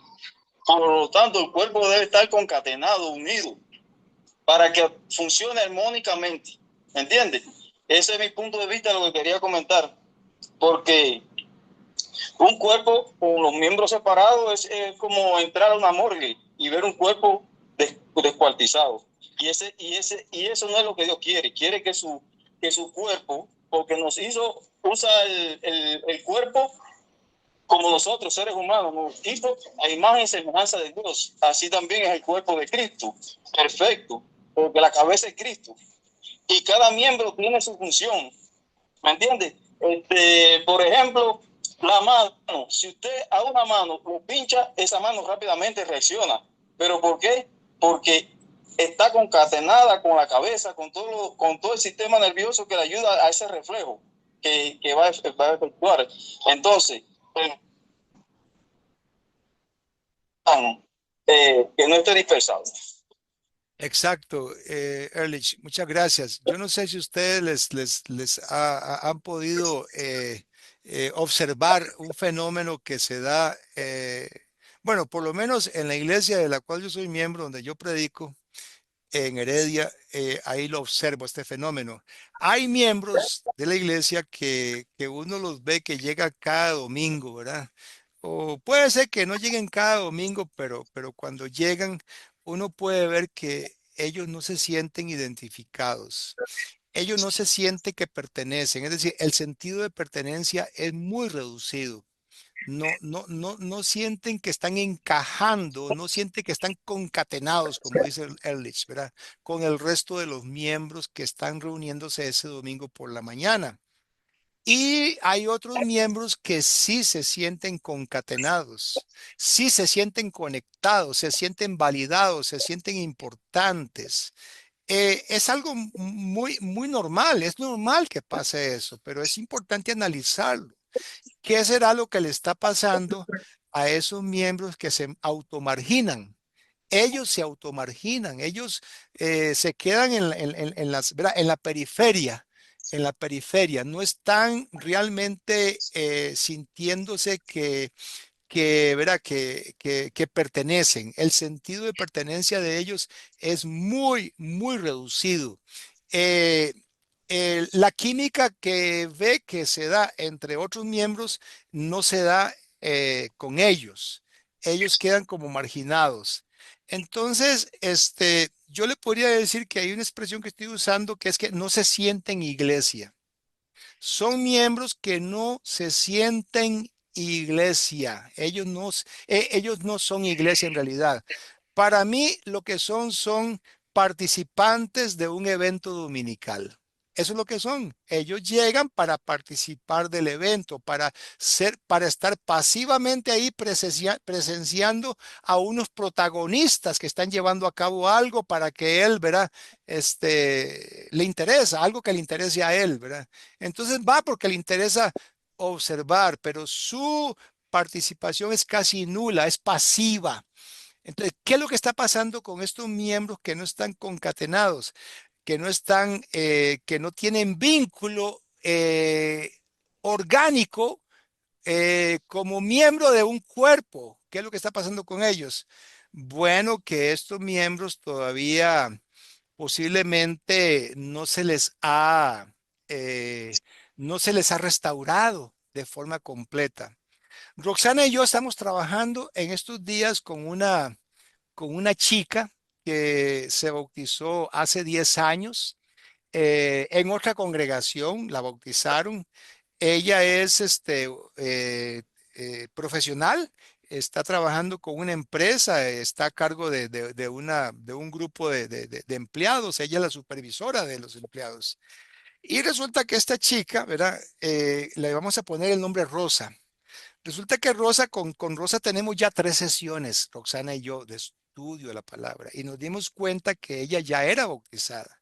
¿Por qué le empezamos a dar estudio de la palabra? Porque ella tiene apenas como 3 meses de estarse reincorporando con nosotros, siendo bautizada en otro pueblo, en otra iglesia de Cristo, en otro pueblo, pero que se apartó por muchos años. Y entonces la mamá de ella sí es miembro fiel de nuestra congregación. Entonces la mamá de ella le ha dado muy buen testimonio y su hija Rosa entonces está tratando de integrarse con nosotros. Pero conversando con ella, uno se da cuenta que ella tiene elementos ¿verdad? Tiene ciertas dudas, hay dudas en ella, hay un sentimiento como de que, ¿verdad? Es decir, comentarios que ella hace, ¿verdad? Cuando yo llego, me siento rara, dice, me siento rara, pero ¿por qué te sentís rara? Porque yo veo que se saludan mucho entre algunos, pero a mí como que me dejan marginado, o sea, yo no me siento a gusto aquí porque yo vengo porque hay que venir, pero no me siento integrada al resto de las personas. Entonces, cuando ella nos dijo eso, yo le expliqué, no, tenés toda la razón, eso es algo muy natural y muy lamentable que así sea. Pero mira, oíme, vamos a tratar de trabajar contigo para que tú entiendas que la integración tuya al resto del cuerpo no depende de que ellos te acepten, depende de que tú desarrolles una relación con Dios legítima, una relación con Dios, es decir, que empieces a ver a Dios como un ser que gobierna en tu vida. Es decir, cuando tú te restaures espiritualmente, cuando tú tengas el Espíritu, cuando el Espíritu Santo, cuando tú veas que tú eres templo del Espíritu Santo, cuando entiendas lo que eso significa, cuando sea Cristo el que reine en tu vida, cuando sea Dios el que realmente gobierne tus pensamientos, entonces vas a integrarte de forma automática, porque no va a depender de que ellos te abracen o que ellos ¿verdad? Te abran la puerta para entrar. No, la puerta la abre el Señor, no la abren los seres humanos, ¿verdad? El problema no es de ellos.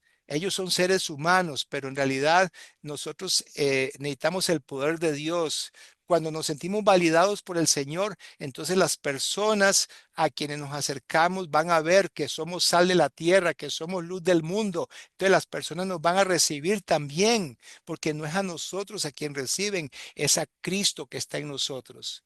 Esa es una lección muy importante que necesitamos entender. No se trata de nosotros, se trata de quién está en nosotros. Si en nosotros está Cristo, si yo ya morí, si yo ya fui, como dice el apóstol Pablo, juntamente crucificado con Cristo, de manera que no vivo yo, mas vive Cristo en mí. Cuando eso se hace realidad, entonces la integración es automática. La integración ya es resultado de una obra de Dios, no es resultado de haberle caído bien a las personas ni que me están cayendo bien a mí, sino que algo más profundo que eso se está dando. Por supuesto que me van a caer bien. ¿Por qué? Porque empiezo a ver que el mismo Jesús que está en ellos también está en mí. Entonces, eso me conecta de forma inevitable con ellos. Es decir, restauración, es decir, ayudar a las personas que están marginadas, a los miembros que no se sienten integrados, para que se sienta que sí son parte del cuerpo de Cristo, para que se sientan conectados, para que vean que es su coyuntura y que se ayuden mutuamente, como dice Efesios 4:16. Esa restauración tiene que darse para que entonces los que llegan de visita observen la integración, observen que realmente ahí sí hay amor, ahí sí hay comunión unos con otros, ahí ya desapareció la envidia, ya desapareció el juzgarse unos a otros, ahí ya hay perdón, ahí ya hay, como dice el apóstol Pablo, ¿verdad? Que dice que los miembros que son menos dignos a esos son los que vestimos más dignamente. Es decir, ¿verdad? Las personas que se sienten más avergonzadas, las personas que se sienten un poquito desadaptadas, a eso las hacemos sentirse queridas, ¿verdad? Dice las personas que los miembros que nos parecen más débiles son los más necesarios. Entonces ya a las personas que humanamente nos parecen más débiles les hacemos sentir necesarias, ¿verdad?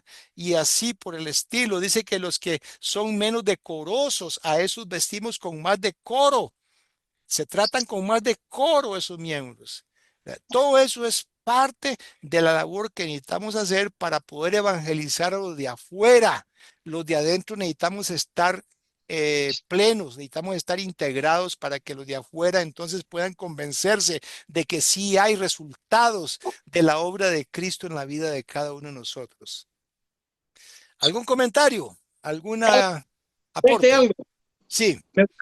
Mira, ahora estábamos hablando del lustre de las personas, etcétera, etcétera. Cuando llegamos a la iglesia y de la coordinación de todos los miembros del cuerpo.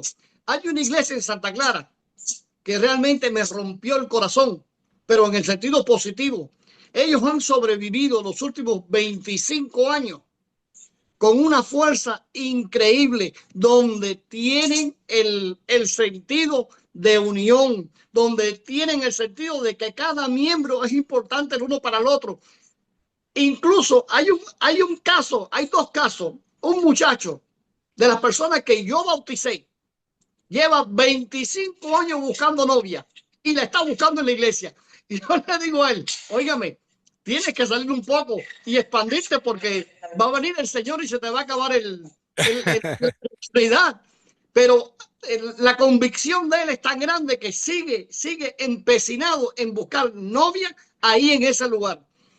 Otro caso que me rompió todo mi entendimiento es un hermano que maneja un taxi, es un taxista. El hermano quizás no tenga una formación teológica muy grande, pero yo no he visto nunca en mi vida un corazón para el Señor como ese hermano. Ese hermano, él compensa con su misión, su comisión, todo su empeño y su vida está centrado en la iglesia. Y a pesar de que no tiene esa formación teológica que ahora la está adquiriendo con nosotros, es algo que me abruma. Yo no podía pensar que hubiera tanta pasión por el Señor como la que encuentro en este hermano. Y me llena. Llego allá y yo me siento al final y le digo siempre, gracias Señor. Porque muchas veces nosotros pensamos, si yo me voy, la iglesia se cae. No, hermano. No. La iglesia no la formaste tú. Es lo que estamos hablando ahorita. La iglesia la forma el Señor. Amén. Y es tan maravilloso que estamos recogiendo hermanos que estaban dispersos, que estaban apartados, como tú dices, pero ellos llegaron y es la misma película, la misma situación. Ellos llegaban y como que se veían extraños, pero nada más que fueron 2 veces nada más y ya son miembros plenos de la iglesia y ellos se tienen como familia y es lindo, hermano. Pero lo más lindo que tienen es, por ejemplo, ellos llegan, es un barrio muy humilde. Y desde que ellos llegan, lo primero que hacen los hermanos es un desayuno para los viejitos. Y le proveen un desayuno. Y me dicen, hermano, ¿ya desayunaste? Sí. Pero hermano, si quieres puedes desayunar otra vez. No, gracias. Ya ellos no quieren engordar. Pero es esa pasión que ellos tienen por el servicio. Los hace únicos, los hace un diamante en las manos del Señor. Y yo hoy me lleno de mi corazón y le doy gracias a Dios que me puso en el camino de estos hermanos. Y son grandes, hermanos, son gente muy grande. Usted los ve, todos ellos, el cuerpo de líderes, quizás no tengan esa formación ni esa capacidad de hablar, pero hermano, cuando usted ve la obra que ellos hacen, tiene que quitarse el sombrero. Y le doy gracias a Dios porque Él me está demostrando que la iglesia no está fundada en hombre brillante alguno. El único brillo que hay lo tiene Jesús. Amén. Tiene cuando tú le entregas tu corazón. Tenemos un guajiro allá en un monte que se llama Jarahueca. Y es idéntico. Este guajiro vive soñando. Y su pasión es el Señor. Inclusive a su caballo le puso evangelista. Porque sale en el caballo a predicar el evangelio. Hermano, la pasión con que estos hermanos trabajan es única. Mira, Rolando lleva 27 años dando tumbos ahí y no se aparta una pulgada. Sin embargo, Amén. la última vez que yo lo vi a Rolando fue en el año 2007. Y resulta que después nos vemos porque Yamileli nos pone juntos de nuevo. Y hermano, somos tremendo equipo, pero somos el equipo del Señor. Entonces, el brillo no está en cada uno de nosotros. El brillo está en la capacidad de unión que tengamos nosotros, los unos para con los otros. Y es lindo porque si usted tiene un cuerpo, una cabeza muy grande, ¿cómo le dicen? Cabezón. Si le falta una oreja, ¿cómo le dicen? Muengo. ¿Qué pasa? Si le faltan los dientes, ¿qué le dicen? Si le falta una mano, es manco. Si le falta un pie, es cojo. Entonces, tenemos muchas iglesias deshabilitadas por eso. Porque no somos capaces de tener los dos pies, las dos manos, las dos orejas y la boca. Ese es el propósito de EBI. Formar, ilustrar a estas personas que tienen un corazón para el Señor. Y como dijiste al principio, Dios es quien ha hecho la obra. El Señor es quien ha hecho, el Señor es quien ha hecho el equipo. Y le doy gracias a Dios por estos hermanos en Virginia. Virginia, Cuba, no Virginia acá, USA. No, son maravillosos y tienen mi corazón. Ya, Carlos. No, me gusta mucho lo que estás aportando, Luis. Encantado, ¿verdad? Todo lo que estoy diciendo yo teóricamente hay que sustentarlo con ejemplos en la práctica. Correcto. Muy bien. Entonces, ahora para ir terminando, vamos a leer un pasaje que está en Salmos. Salmos capítulo 127. Salmo 127 sería versículo 1. Salmo 127, estoy buscándolo aquí, llegando al mero salmo. Dice, si Jehová no edificare la casa, en vano trabajan los que la edifican. Si Jehová no guardare la ciudad, en vano vela la guardia.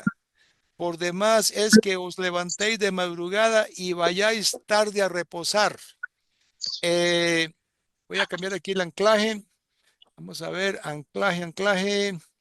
Ajá. Añadir anclaje. Muy bien, ahora sí, aquí. Otra vez. Ok, listo. Sigo leyendo. Versículo 2. Por demás es que os levantéis de madrugada y vayáis tarde a reposar, y que comáis pan de dolores, pues que a su amado dará Dios el sueño.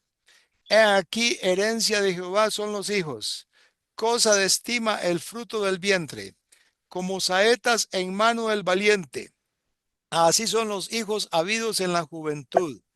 Bienaventurado el hombre que llenó su aljaba de ellos. No será avergonzado cuando hablare con los enemigos en la puerta. Luis, estoy leyendo exactamente de lo que hablaste. Aquí habla del padre de familia.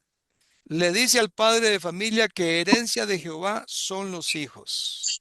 Le dice que cosa de estima el fruto del vientre. Le dice que como saetas en mano del valiente, así son los hijos habidos en la juventud.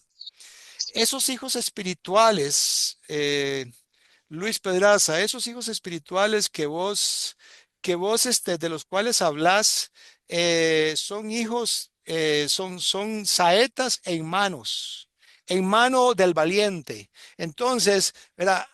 En la saeta es una, ¿verdad? Es como un dardo, es como una flecha. Es una flecha que se pone en un arco y se lanza, ¿verdad? Y aquí el autor de Salmo lo que está haciendo es dando la imagen de que hay un elemento de éxito en la medida que nosotros apuntemos bien esa saeta, esa flecha.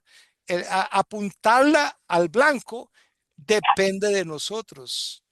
Depende de nosotros en gran medida, pero también hay otros factores que pueden hacer que no den el blanco, que ya están fuera de nuestro control. Entonces lo mismo pasa con los hijos. Uno los cría, uno los trata de formar, uno los trata de darle herramientas para enfrentar la vida, pero que den en el blanco. Hay factores que pueden distorsionar, que pueden echar a perder nuestro esfuerzo ya no depende de nosotros muchas veces que dé en el blanco. Entonces, lo mismo pasa en la obra de Dios. Nosotros lo que nos toca hacer es la parte que Dios hace por medio nuestro. Por eso dice el versículo 1, si Jehová no edificare la casa, oiga bien lo que dice, en vano trabajan los que la edifican. Luego dice, si Jehová no guardare la ciudad, en vano vela la guardia. Lo mismo pasa en las cosas de Dios. Nosotros necesitamos ver a Dios como quien edifica. Es Dios quien edifica la casa. Es Dios quien edifica la iglesia. La casa de Dios es la iglesia, como dice 1 Timoteo capítulo 3, versículo 16 o versículo 15 más bien. La casa de Dios es la iglesia es casa de Dios. Él es el que la edifica. De hecho, nuestro Señor dijo allá en Mateo capítulo 16, versículo 18, sobre esta roca edificaré mi iglesia. Él es el que la edifica. Por lo tanto, para que nuestro trabajo no sea en vano, para que nuestro trabajo tenga propósito, tenga dirección, tenga propósito, para que no sea en vano, entonces tiene que ser un trabajo en el cual Jehová es el que está edificando. Nuestro trabajo de guardar la ciudad para que tenga éxito tiene que ser Jehová el que la guarde por medio nuestro. Por eso dice el versículo 2, por demás es que os levantéis de madrugada y vayáis tarde a reposar y que comáis pan de dolores, pues que a su amado dará Dios el sueño. Ese versículo es muy importante. Significa que si nosotros dejamos que sea el Señor por medio nuestro el que hace la obra, no nuestro ego, no nuestras expectativas, no nuestros intereses personales, no nuestra vanidad, sino que es Jehová Dios, cuando es el Señor el que está actuando por medio nuestro, dice que nosotros, por más que nos levantemos de madrugada, por más que vayamos tarde a reposar y por más que comamos pan de dolores, a su amado dará Dios el sueño. Nosotros necesitamos descansar. Cuando nosotros estamos dejando que Dios haga la obra, podemos descansar. Él nos va a dar el sueño.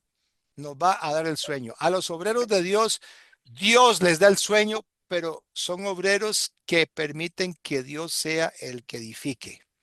No son obreros que asumen lo que no les corresponde, sino que dejan al Señor que haga la obra por medio de ellos. Son personas humildes, son personas que pueden decir perfectamente que cumplen aquel pasaje que dice que humillados bajo la poderosa mano de Dios, echando toda vuestra ansiedad sobre Él, porque Él tiene cuidado de vosotros. Repito, estoy citando 1 de Pedro 5, 6. Dice, humillaos bajo la poderosa mano de Dios, echando toda ansiedad sobre Él. Ahí es cuando Dios trabaja por medio nuestro. Cuando la ansiedad, cuando somos lo suficientemente humildes para echar ansiedad sobre Él, para que Él sea el que sea a cargo. Es decir, la ansiedad no nos corresponde a nosotros tenerla. Echémosela al Señor. Él sabe lo que está haciendo. Nosotros hacemos la parte que nos toca, la parte legítima, que es sembrar, es regar, es ir, es visitar, es congregarnos, es reunirnos y estar en eso, ¿verdad? Nosotros somos misioneros, nosotros estamos yendo a esa casa, yendo a ese grupo, yendo a esa célula.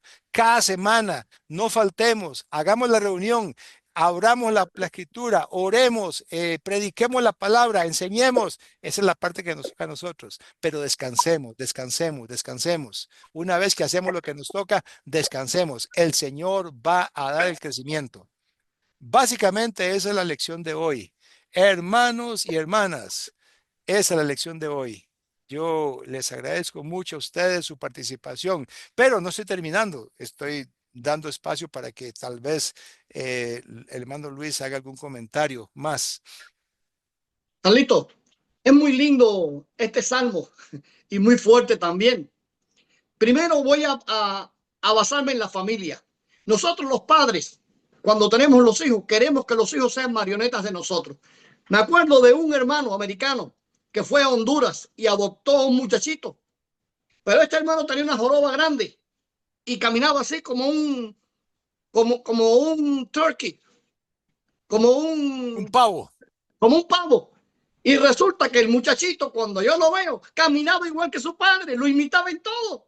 Entonces, la proyección que nosotros queremos de nuestros hijos es lo mismo. Pasa lo mismo en el campo espiritual también. Pero hay un verso en la Biblia que es muy fuerte cuando dice, y por esta razón dejará el hombre a su madre y a su padre. Eso es muy fuerte para las mujeres cubanas. Es muy, muy fuerte porque hay incluso un término que yo estoy utilizando mucho, que era el no era. Tú sabes que la esposa de tu hijo es nuera, pero nosotros decimos no era para mi hijo. Y entonces estamos interfiriendo en la vida de nuestros hijos cuando nosotros es como el valiente que tira la flecha. Pero ¿qué pasa? La misión de los hijos no la damos nosotros, la da el Señor. La saeta, ¿qué es lo que da en el blanco? La saeta es la posición del viento, la posición del sol. ¿Hasta dónde va a llegar? Y tenemos que ser muy felices de ver a nuestros hijos prosperar en el Evangelio. Es lindo cuando nosotros queremos y pretendemos que aquellos donde hemos sembrado, que se paren igual que yo, que hablen igual que yo. No, es absurdo. Ahí en Santa Rita, en Cuba, hay un muchachito que se llamaba Juan Carlos, que es el nieto de Elena. Entonces, cuando yo llegaba allá, llegaba creando ruido. Yo venía de Jamaica, venía inflado como una rosita de maíz y venía con un ego bien alto. Todo lo que yo hacía, a mí me miraban los hermanos míos y me decían, no me gusta eso. Pero sin embargo, cuando yo no estaba, este muchachito José hacía lo mismo. Y viene y le dice a la abuela, oye, dice, si Luis Pedraza lo hace, yo también lo puedo hacer. O sea que hay personas que ya van a imitarte, pero es cuando Pablo te dice entonces, sed imitadores de mí en tanto yo voy imitando a Cristo. Y hermano, es lindo cuando vamos proclamando el evangelio y vamos formando líderes. Esos líderes tienen un vínculo especial con uno, al extremo de que uno los atiende como hijos y muchas veces los hijos tuyos naturales se ponen celosos. Papá, ¿qué estás haciendo? No estoy con los hermanos. Chico, tú no quieres a tu familia. Papi, tú tienes 29 años.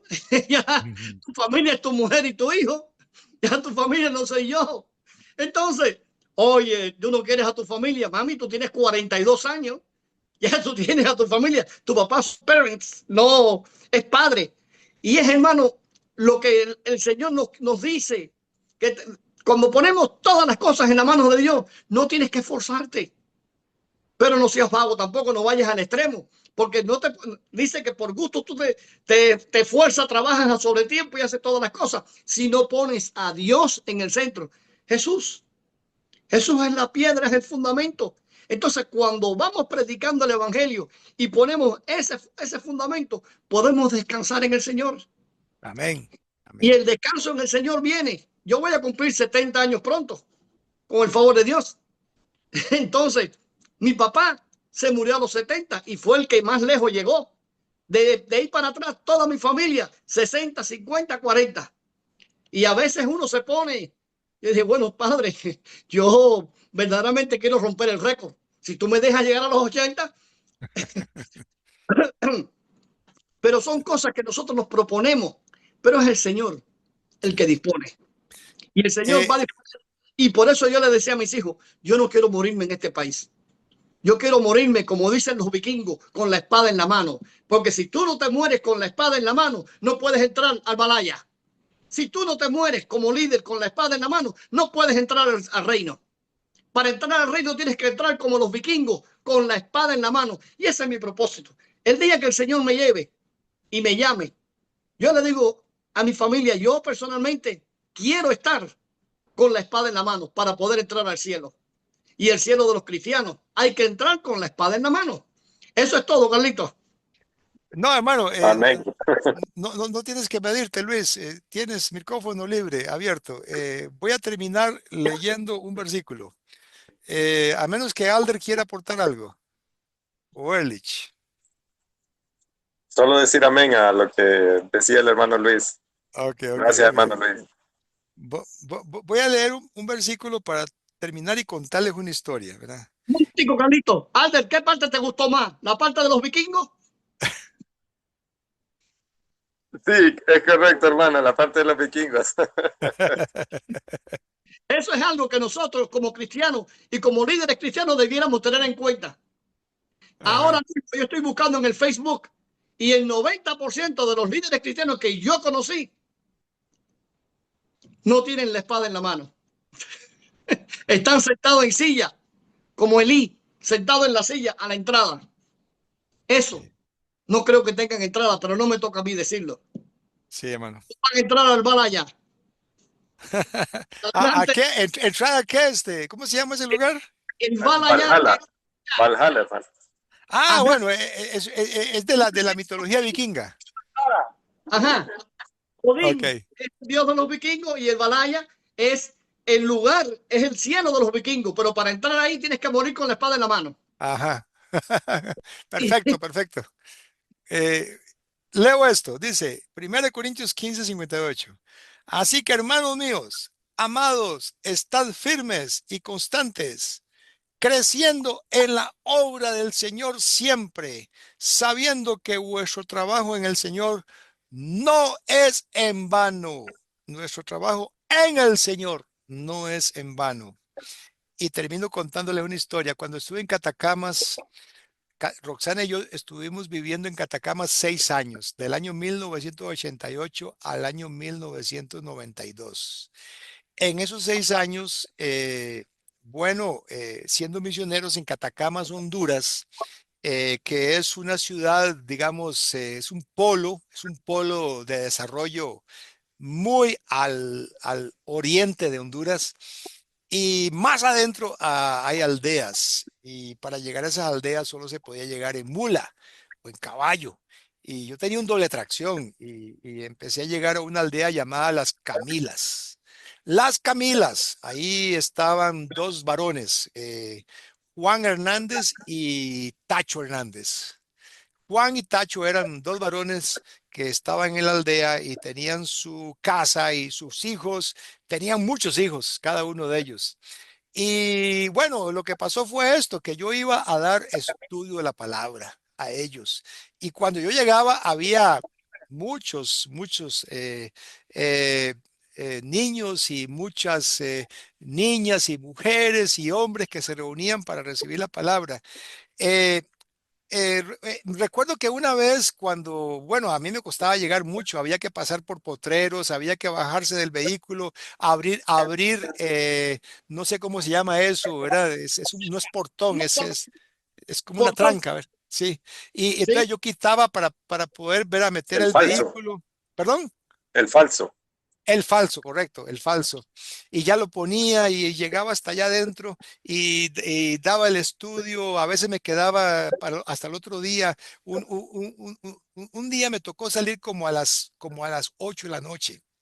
Y resulta que cojo el vehículo, me subo y ya voy, verá, saliendo y pasó esto, que el vehículo no me funcionó, no pasó el fango. Había una parte de mucho fango, de mucho barro y el vehículo se me pegó y yo no hallaba qué hacer y ya era muy de noche y veía que bajaba una luz por la ladera de la montaña y verá, estaba asustado porque esa luz estaba bajando, estaba muy oscuro y bueno, el asunto es que mi acompañante tuvo que irse caminando hasta la casa de Tacho. Y le dijo a Tacho, se nos pegó el vehículo, necesitamos que venga a ayudarnos. Entonces vinieron con mula y con mecates a sacar mi vehículo. Y cuando lo sacaron, y ya verás, salgo a ver qué fue lo que pasó, era que los cubos de las llantas delanteras habían sido desactivados por los niños. Travesura de ellos. Por eso no funcionaba. Pero bueno, esta es una parte de la historia. La otra parte es que Rosa, la esposa de Tacho, estando yo en Catacamas, llegaron a mi casa muy apresurados porque Rosa estaba a punto de dar a luz. Estamos hablando del año 1990, o sea, ya hace 35 años de eso. Y Rosa está a punto de dar a luz, pero no puede hacerlo en Catacamas porque en Catacamas no hay hospital. Entonces necesitamos llevarla corriendo hasta Juticalpa, 1 hora, así como quien va más para Tegucigalpa. Y en Juticalpa sí hay hospital. Entonces le dije a Tacho y a Rosa, súbanse a este vehículo porque hay que llevar a Rosa corriendo porque está a punto de dar a luz. Y llegamos apenas a tiempo. El asunto es que Rosa se entró al hospital, dio a luz y de ahí no supe más, de ahí no supe más qué pasó. Yo seguí yendo y ya vi el bebé y todo eso, pero bueno, la historia da un salto. Ahora, si vamos a dar un salto de 32 años, resulta que en el año 2022 me llaman de Tennessee. Me llaman de Tennessee, un hermano me dice, hermano Carlos, necesitamos que venga aquí a Knoxville, Tennessee, para dar unas charlas. Ajá, ¿y quién es usted? Me dice, yo soy Elvin Joel Hernández, hijo de Tacho. Ah, perfecto. Yo voy para allá y me mandaron los pasajes en avión a Roxana y a mí y llegamos bien de madrugada porque había que tomar como 3 vuelos para llegar a Knoxville, Tennessee. Él nos estaba esperando, Elvin Joel Hernández. Y Elvin Joel Hernández, cuando llegamos, nos dio en su casa, nos dio una habitación para los dos, nos dio un vehículo de él, tenía 3 vehículos, nos dio uno para que pudiéramos hacer visitas a la ciudad de compras, me tenía un programa para dar la prédica, para dar la escuela dominical, para dar seminario a unas visitas de todo el área de habla hispana de Iglesias de Cristo. Y resulta que Elvin Joel tenía a su papá Tacho y a su mamá Rosa. Y entonces ya me dice Elvin Joel, ¿usted sabe quién soy yo? Me dice. No, no, no, yo solo sé que sos hijo de Tacho, me dice. Yo soy aquel que iba en el vientre de mi madre cuando usted nos llevó hasta Juticalpa para que yo me pudiera dar a luz a mí. ¿Se imagina usted qué gran sorpresa para mí, qué gran gozo que este hijo, este niño que aún no había nacido, ahí estaba la obra de Dios haciéndose para que fuera invitado a Knoxville, Tennessee, a dar, ¿verdad? El hombre es un predicador hoy en Knoxville, Tennessee. Por eso dice aquí, estad firmes y constantes, creciendo en la obra del Señor siempre, sabiendo que vuestro trabajo en el Señor no es en vano, va a dar fruto y lo vamos a poder ver. Para la Amén. gloria de Dios. Bueno, gracias por estar aquí presentes. Gracias, Alder. Gracias, Erlich. Gracias, Nerida. Gracias, Luis. Feliz noche. Aquí Gracias a estamos. usted. Gracias a usted, hermano Carlos, y a cada uno de mis hermanos Ok. y hermanas. Feliz noche, hermano. Dios los bendiga a todos. Bueno, Nerida, extrañamos a la compañera, ¿cómo que se llama?